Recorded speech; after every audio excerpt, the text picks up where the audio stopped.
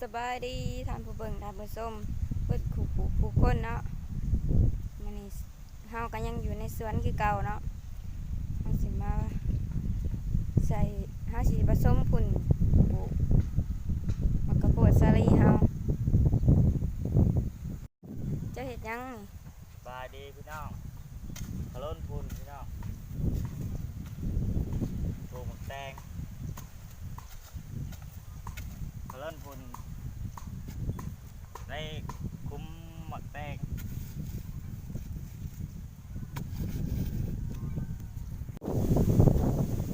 เฮาก็มาผสม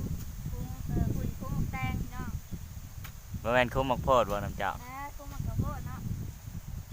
คุ้มมักกะโพดรีวิวไปมากก็มากโพดพี่น้องเอ้ยสมฝุ่นให้มันเข้ากันแล้วเฮาก็สิได้หุดน้ำก่อนเนาะให้มันเปียกๆเนาะ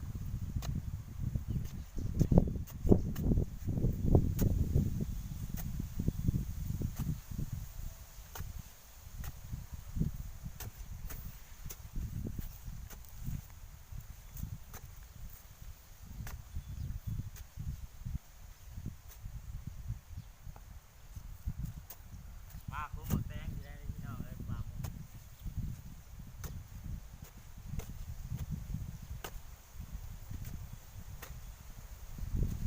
ใช้สักคุ้มหมดถั่วแล้วเดี๋ยวจะเอาฟังได้ค่ะ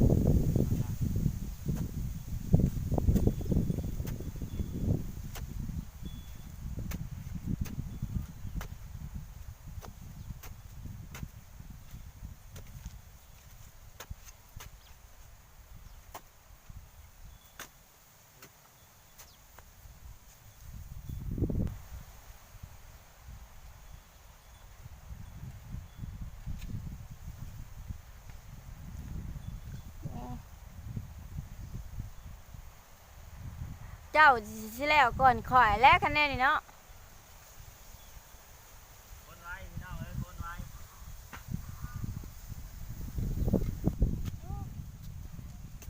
เมื่อยเลยขนาดล้มได้ไงยังห่อนเลย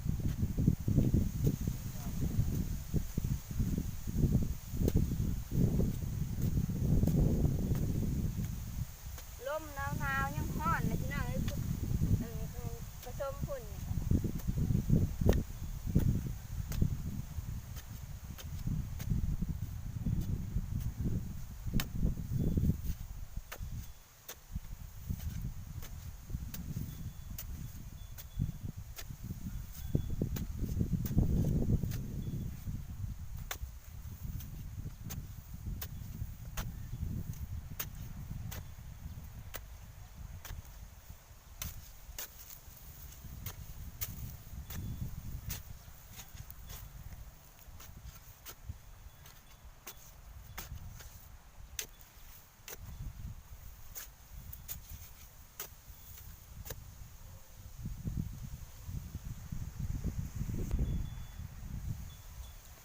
เว้นเพิ่น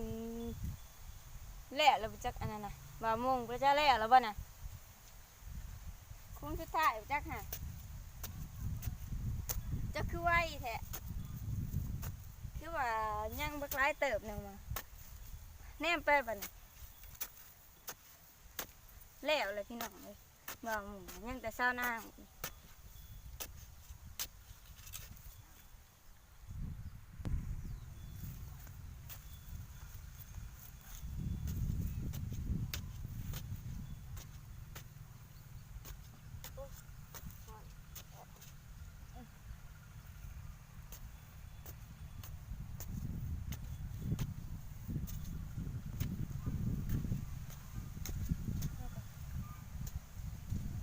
เช้าหน้าก็ผ่า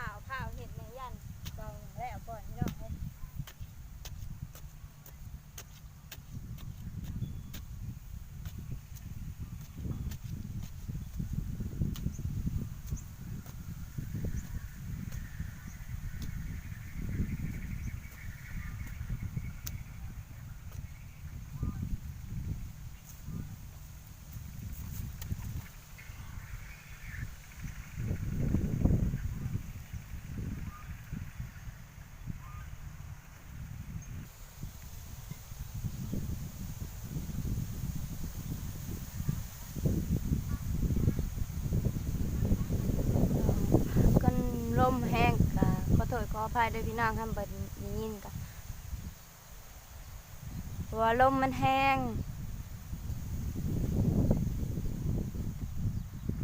ลมหนาวมันก็เลยบ่เคยได้ยินเสียงเนาะก็ขอโทษขออภัยละลายๆเปิดทุกคน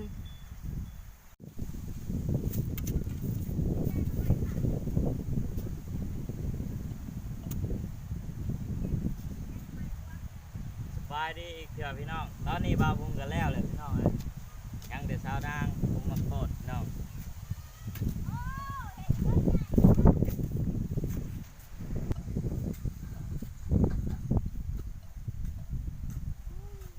เช้านางเพิ่นยังบ่แล้วพี่น้องเพิ่นยังขะล้นพุ่นพอแล้วคุ้มมากระโพดเพิ่นข้าวโพดซาลี่เนาะพี่น้องแต่ว่าแถวบ้านเขาเอิ้นแบบเรียบง่ายมักกระโพดพี่น้องกระโพดซาลี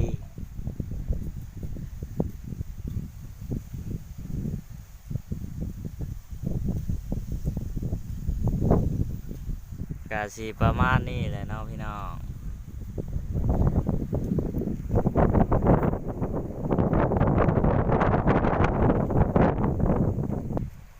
นี่กะสิเป็นคุ้มหมักถั่วหมักแตงพี่น้องเอ้ยทางนี้กับบัวลายดอกพี่น้องพอได้กินช่ำนี่ทางสุดพุ่งกะสิเป็นนานพัก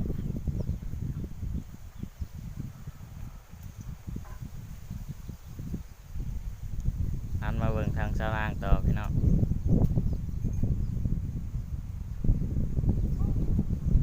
นับคุ้มอีกพี่น้องชะนางเพิ่นยังบ่แล้วนับคุ้มอีก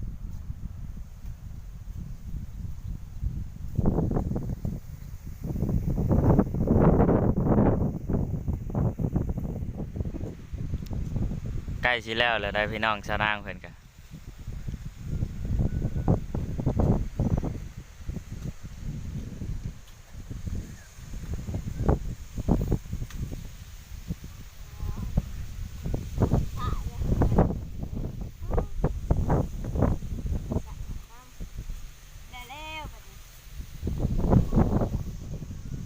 แล้วอะไรพี่น้องเอ้ยเอาไงเกลือแล้ว จะไปเฮ็ดหยังอีกบัดนี้ ไปโคตรพัก เพิ่นสิไปโฮดพักพี่น้อง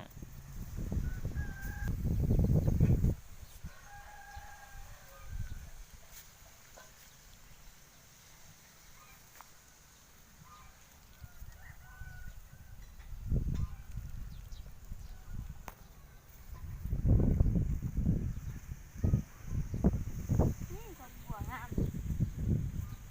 มันเอาขึ้นไปเช้าหัวงามเลย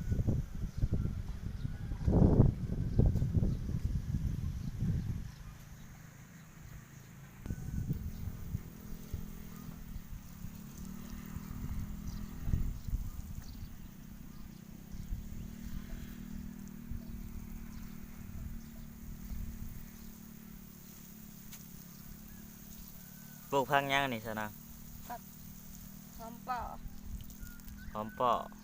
ผักชีไทยอะไรพี่น้อง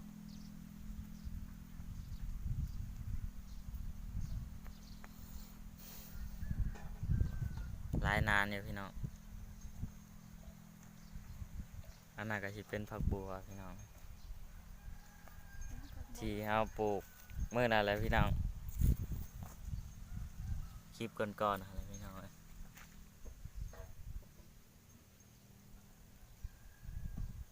ขึ้นแล้วพี่น้องหอมหัวแดง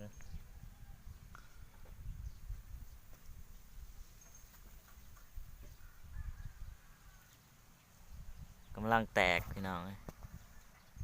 กำลังแตกหน่อ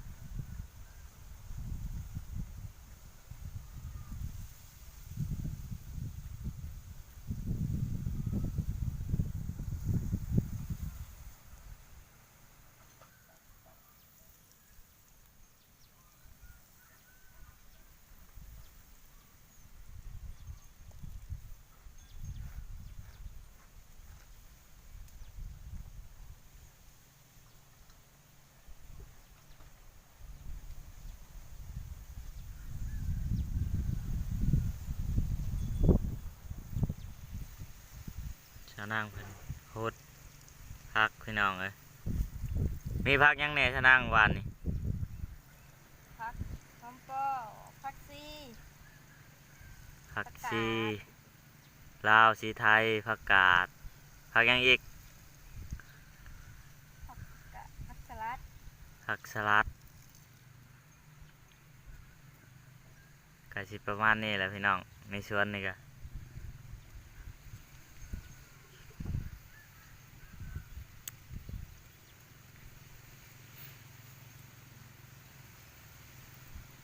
มักโพดชาลีเจ้าเดสิปลูกมือใดก็มักถั่วแหน่เจ้านะ ข่อยว่าสิปลูกมื้อนี่แหละ ปลูกมือนี่บ่ แม่นเพราะว่ามื้อวันข้ามมันเป็นมื้อดี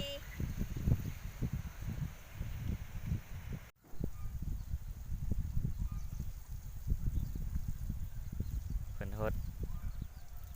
ผักอันนี้ผักยังชาวนางตัวนี้ พักบก ออกเลยบ่เจ้าหวานจักมือเลย